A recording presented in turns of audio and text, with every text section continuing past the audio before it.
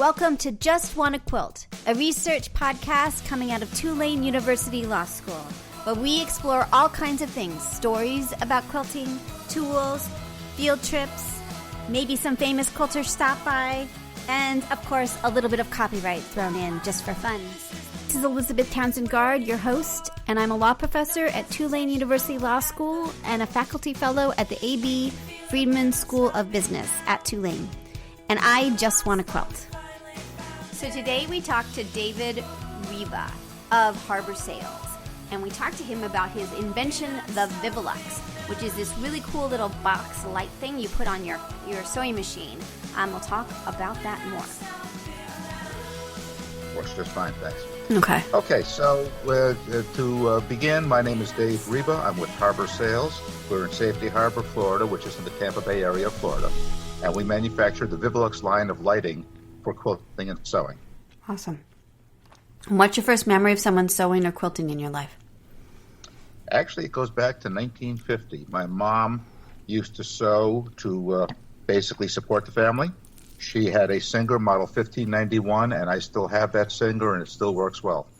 What did she do to support the family? In what way did she sew? We were living in New York, and of course, at that point, the garment industry in New York was all piecework. It was all homework. And what they would turn around to do is they would take things home at night on the subway, and then women would be sewing at home, and then the next morning they'd take the finishing pieces back into the garment factories and assemble them there. Wow. So she used to do piecework at night on her Singer. That's amazing. So when was she sleeping? That's a good question. I don't know. I was asleep at the time. You were asleep at the time. So amazing, right? So, and how much, do you have any memory of how much piecework, what did that look like? I mean, do you have any? Well, it was more a matter of the garment industry back in the 1950s was all based in Manhattan. And they were all little workshops there, and so every little workshop did something.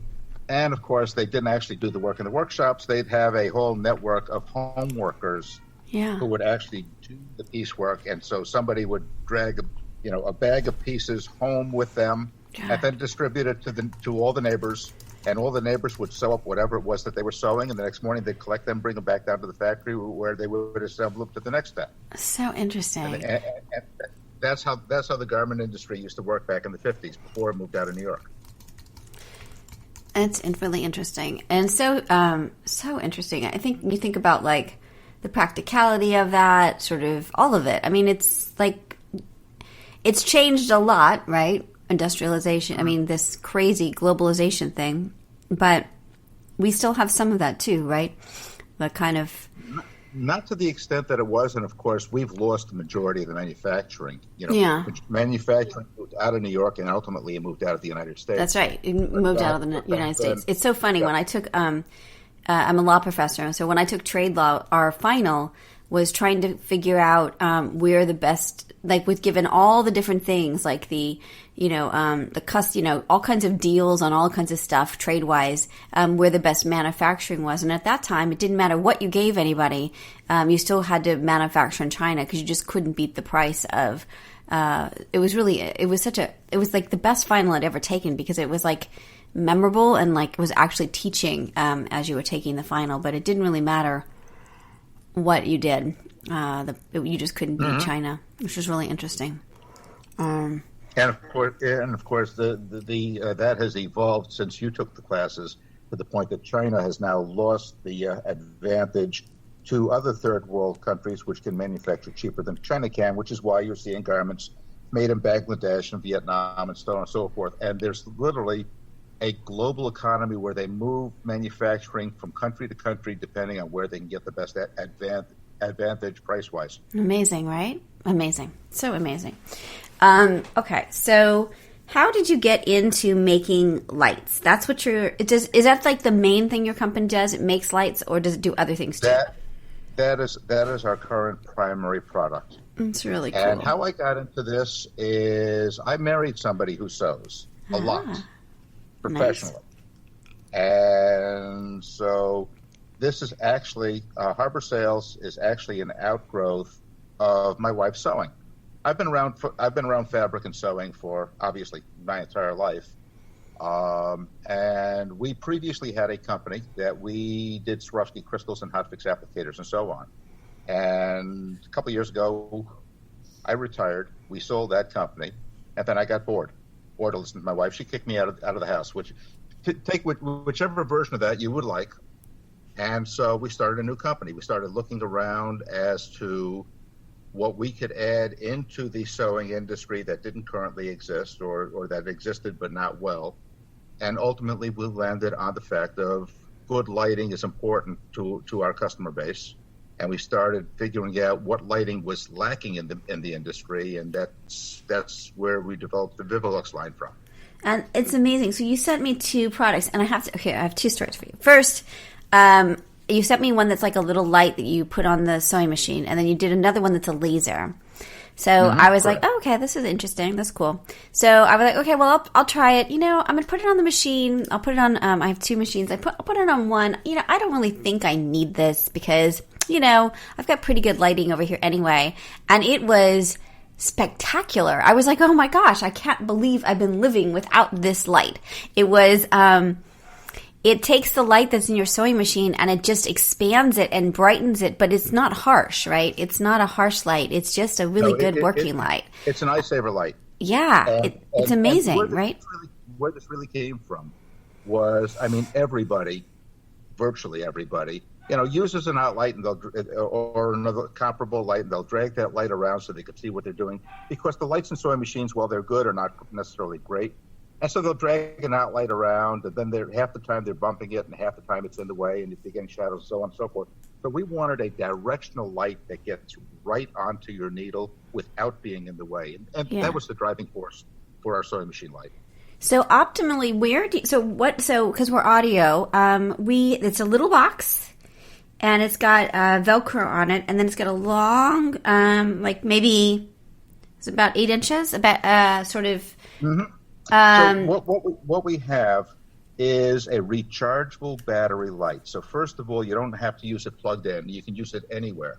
In fact, we've got folks that take it with them, and if they're wherever they are, the light works. It takes about 3 hours to charge, and then you're going to get quite a long time as that battery discharges. In fact, I've walked into rooms like several weeks later and found the battery still discharging. Although it's about nightlight level by that point, but it's a really long life battery, which we looked at. And by and large, what you have is a directional arm that you can point the LEDs exactly where you want them. Yeah. So it's flexible and it's portable. And you can put it, at least what I did last night is I put it on the back of the sewing machine. It's long enough that you can put it out of your way so that you just have this like little thing that sort of, it's like just like it's very unobtrusive. From what I experienced. That was the goal. So how did you, and then you modified it and you sent me a 3-in-1 rechargeable laser, and we'll talk about that in a second, but it's basically the same box, the same long thing, but it's got a red light and you have a different caps you could put on it to make it either a dot or crosshair or a line. Is that right? That's correct. Right. So, as we were showing, we do a fair number of guild shows and quilting shows. And as we were showing it to folks, of course, I listened to customers' comments, and I listened to where the needs are. And we kept hearing the fact of, gee, wouldn't it be nice if you had a laser? And you hear that often enough, and eventually it starts registering, wouldn't it be nice if we had a laser? Right. So I said, I like the platform of the sewing machine light. I like the rechargeable battery, the small footprint, rechargeable capabilities, USB charging, so you can charge it just about anywhere, and the flexibility of the wand. And I said, well, if we work with that same platform, what can we do to turn it into a laser? Yeah. And that ultimately evolved into the laser that you've been trying out. And then what we turned around and did, well, okay, there are lasers out there, and you can get either a dot or a line or a crosshairs. Yeah. And that's fine. What happens if we give customers all 3-in-1? And that's I'm always about adding value. Yeah. So with it took a bit of engineering, but we got the laser to the point that you can interchange between a dotted line or crosshairs as your needs require. So interesting. Yep. So let me ask you a question. Where do you? So I've struggled just a tiny bit with this one. So what you want the long line laser to be is your guide for sewing, right? Is that right, for your 1/4 inch seam? That's the primary purpose. It gives you a seam guide. Because what most folks do is, you'll look at the guide on the throat plate, and then the next thing you do is you cover it with fabric, so you're not quite sure where your guide is, right. And either you have to mark your fabric, stroke marks or whatever. Right. And what this gives you is a visual guide, and it's adjustable, so you can move it around as you need it. So where do you suggest I put the box part? Because I was kind of trying to figure out where to put it so that the line is like right where it needs to be. That's the beauty of the design. It velcros anywhere that it's out of the way, and then you can just adjust the arm. It. It can be anywhere. Where you want it. Got it. Okay, cool. And then it also came with, and I don't really understand it, but that's because that's why you sent it. These stickers. Tell me about the stickers and how you use the stickers. Well, the nice thing with the alignment stickers, they are a low tack sticker, so they're repositionable and they're sew through. So you can turn around and put them where you want them and sew through them and then tear them away. So it gives you a visual guide. And where these are really great is if you're doing embroidery, if you're doing, for example, or if you're sewing and you need a pivot point. So if you're doing a collar or a point or anything like that, you can sew to the corner, and then you can pivot and sew back out again, and you're getting accurate, precise angles. And that was the idea behind the alignment. It's very cool. And you just sort of throw these in. Do you use them with the laser, or sort of how? Oh, yeah. Yeah. Well, you can use them with the laser. You could just use them as a sewing guide. Yeah. And they're like, for those, they're included in the laser pack, and they're like little circles, and they have a horizontal, diagonal, and vertical line. So it's like, an X and a plus. And it's a little sticky thing, and it would let you have like a place to sort of guide you if you were using them in that way. Yeah, and we designed the stickers so they work equally well on light fabrics and dark fabrics. If you take a look, there is a white underbacking to the color there. Yeah, I see that. Fabric, that red is going to disappear, but you still see the white. Love it. So I'm experiencing that. That's very interesting. Yeah, that's really nice. And then can you get refills of these if for some reason you use them up? What we do is in the kit we give you a roll of 100 stickers, and then we have an additional because you're going to use them up. We have an upsell of 300 stickers. Whoa. as a separate item. Awesome. Now, I was wondering, do people, because it's got a little mini USB cord, and then you've got an adapter, which I thought was very clever that you even had it in the box. Do some people just keep it plugged in so they don't have to recharge? Is it okay for the battery to be plugged in? Yep. On either of our lights, they're okay you can run them plugged in. You won't affect it at all. What's interesting about our battery is where everybody else is doing, the lithium-ion batteries. Yeah. We developed a lithium poly battery for this, so it doesn't develop a memory. So you can charge it, discharge it, charge it, discharge it, and it won't diminish over time. Where a lithium-ion battery will, you'll get less and less charge. Yeah. So it's a really unique battery we developed, and it works really well for these lights. That's really interesting. And then the light, it looks like you can get a replacement light. How long does the light, and they're teeny tiny. You have to order the light from you, I would imagine. How long does the light last? Are you talking about the LEDs? Yeah. The LEDs are rated for 100,000 charge cycles. So quite frankly, you're really not going to replace them. It's I have figured out how long 100,000 charge, or 100 rather than not 100,000 charge cycles, but that's the battery. The LEDs are rated for 50,000 hours. I'm sorry, say it again. I couldn't hear you. The LEDs are rated for 50,000 hours, and the laser is rated for 30,000 hours. So I don't know what that equates to in years, but that's a long time. That is a long time. That's really interesting. Okay, well, that's cool. You worry about like the light, so that's really good. So tell me a little bit about the intellectual property. That your name, the ViviLux, is registered, it looks like, on trademark. It looks like patent pending. Tell me about what the role intellectual property plays. Sure. And I will pass on a couple of anecdotes as well. Cool. Trademarks and patents, of course, are a limited amount of protection, and you can tell me better than I can tell you on this. To be precise, you really need to turn around and do the trademarks and patents in every possible country, because somebody could sneak in on another country and come around that. But right. So just pause for 1 second, just because people may not understand. So what's interesting about trademark, all of intellectual property, is that it's based on the territory that the naughty thing might happen. So just because you have a trademark on a name here doesn't mean that someone couldn't use your name in the EU or Argentina or South Africa. And that's what you're saying. Same with patents, that if you want that protection, you have to register or do a patent application in that particular country. So, we're working in the United States, and we kind of are, crossing our fingers. But the other part of it, and the anecdote I'm about to pass on, was the previous company we had was Candy Corp, where we basically consumer packaged Swarovski crystals, and a lot of your listeners have probably bought our products, because we were the largest packager of Swarovski crystals for the sewing and quilting world, and then we made the hot fix applicators. Our best-selling item was the Professional Touch, and over the years that we were doing that, and two of my products were actually copied by the Chinese. Yeah. So with all the applicators that were on the market, the Chinese took a look around, and they found yours this was little company in Florida that was making something, and they duplicated my design. That's crazy. The funny part about the whole thing is they duplicated the design without understanding how the tool worked. So while their tools sell very well because they're priced very attractively, they don't work, because they didn't understand what the actual working parts of the tool were. That's interesting.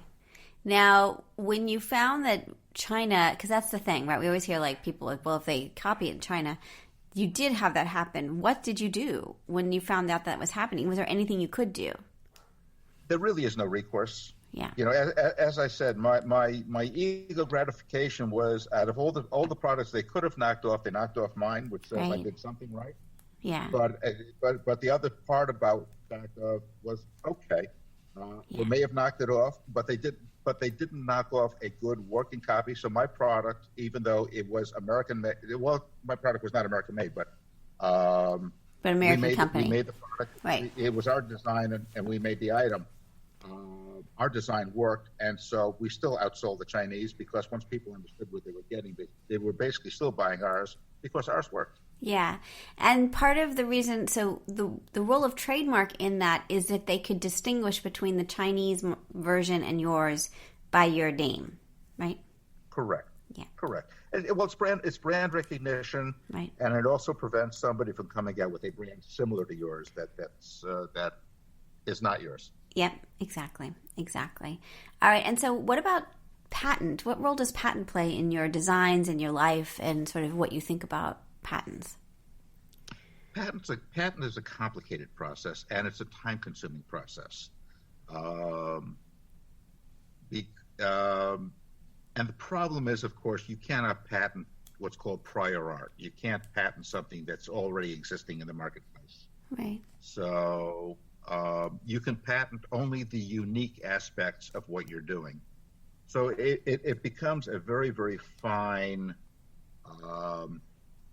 edge as to what parts of a product are actually patentable and what parts of a product are not patentable.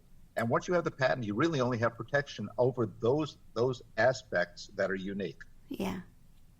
Right. Which is why patent attorneys get the fees that they get, because it's very, very technical and very detail oriented. And so on this, it has patent pending. What part of the ViviLux is going through the patent process? There are aspects of it that we are working on right now. I'm really not at liberty to say what that is Got for it. fear of Yeah. Now, will you, garnering some once that competition. technology, I guess the question is, once that technology, you have the patent or you don't, let's say you do get the patent, because it's not, for people to understand that it's a long, expensive process, but there's no guarantee that you're going to get the patent at the end. So, Correct. a couple of questions. First, the technology that you're using, let's say it's on the battery. I don't know what it's on, so we're just making this up. It seems like the technology is not just on sewing batteries, on for lights, but it's batteries in general, right? Isn't it broader Well, than? exactly. It's a generic use that is unique, or it's a Yeah, generic feature that is unique because you can argue the fact of, well, they're using it in horse-drawn carriages, and I'm using it in an automobile, so the horse-drawn carriage patent doesn't apply, but then you leave right. yourself open for a challenge. Yeah, that's not the way, right? So that's interesting. And did you find with your previous patents, do you find that there's opportunity for licensing it to other industries, or do you feel like it just gets locked up for whatever version you're using? Like, how much is there an opportunity to make money in other ways with the patent? Hadn't really considered that. I've always looked at it strictly as a protection of intellectual property, Interesting. Very interesting. but not necessarily as a. I mean, there are designers out there who will create something and patent it just with the sole reason of selling Right. that intellectual property. Right. But my world is the world of sewing and quilting and not intellectual property. So my world is trying to develop the best item I can Right. for my customer base. All right, so I want to ask you some more things. Trade dress. So your packaging. So how did you come up with what it looks like? It's adorable. It's a little box. It's got a flower on it. I think it's a flower, and It's a hibiscus flower. We're from Florida. in Florida. So tell me about sort of you came up with the idea. You are inventive. You know about trademarks. So how did you get this next part of the packaging and the manufacture side of it? Like, how does that part work? Well, I will. As I said earlier, okay, our business really came out of my wife's business, who is a sewing professional, and I'm not going to tell you how many years, but she's been in the industry for a long time, as have I tangentially, Yeah. and it's she is the creative end, and I am the technical end. Awesome. So she says, "Wouldn't it be nice if?" And then Yeah. she turns to me and she says, "Make it happen." I love that. Now, how does that work? So I have a business with my husband, and I have to say we are, sometimes a little too. I don't know. How does your relationship work with that? Like, do you just It talk actually about works very whenever, well. or are you like any marital strategies of working with your spouse? Well, if you're in business with your spouse, of course, business never ends. Business never ends, right? Abby will tell you many times over.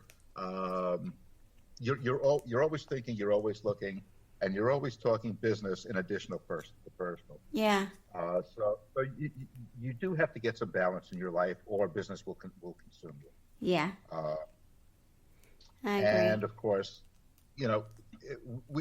we have pretty well defined our relationship and pretty well defined our roles. As I said, Abby will say the "wouldn't it be nice if" part, Yeah, and then she'll turn to me and make it happen, and I'll say, "Is this what you want?" She says, "No, you need to make it better." I say, "Is this what you want?" She says, "No, not yet." And a couple of iterations back and forth until we're finally both satisfied that yeah. we have something that we like. So interesting. Now, on your website, you have other products. Are these products you are carrying because you're just carrying them, or that you've also Actually, made them? all of the products on our website are products we've developed. As I said, we had a previous company. We were Candy Corp, and as Candy Corp, we developed a whole bunch of products for the sewing and quilting world. And we were also into other crafts and hobbies as well. So we developed some other lines for more the paper crafts and so on. And I still have some of that product. So we're still selling some of the items that we used to manufacture. But our primary focus right now is entirely the ViviLux LED light line. Got it. Cool. All right. Well, this is so insanely great. So how much of your business is going to, like, how do you get the, so one of the things I think it's like, we interviewed Craft Optics, Jeff, and his thing is like people have to try them on. It seems like for your business, the same thing. People have to experience how remarkable the light is. We turn around and we do, as I said, a number of guild and quilting shows. Yeah. Because, of course, the best way to tell if you like something or not is not with a picture, but with actually checking it out. Yeah. And then, of course, since you can't see all of your customers, you see a selection of your customers. At that point in time, word of mouth takes over. Yeah.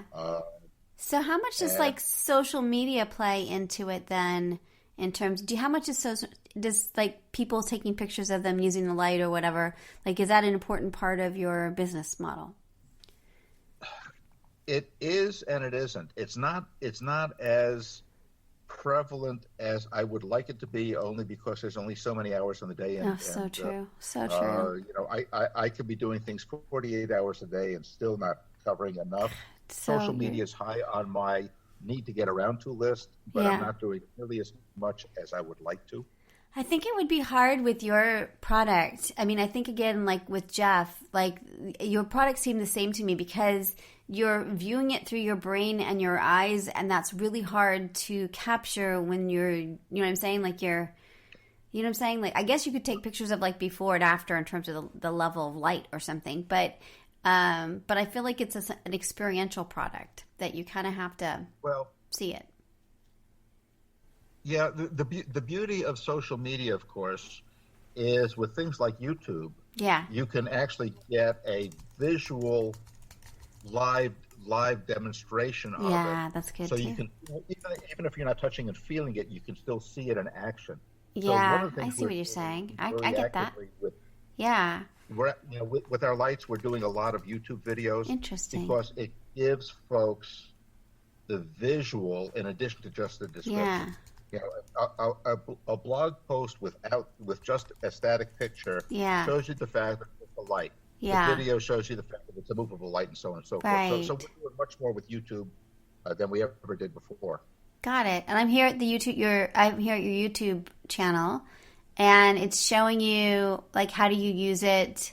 Does it really work? Oh, there's people reviewing it. There's somebody who's reviewing it. And then your videos of like using the dot lens and all that.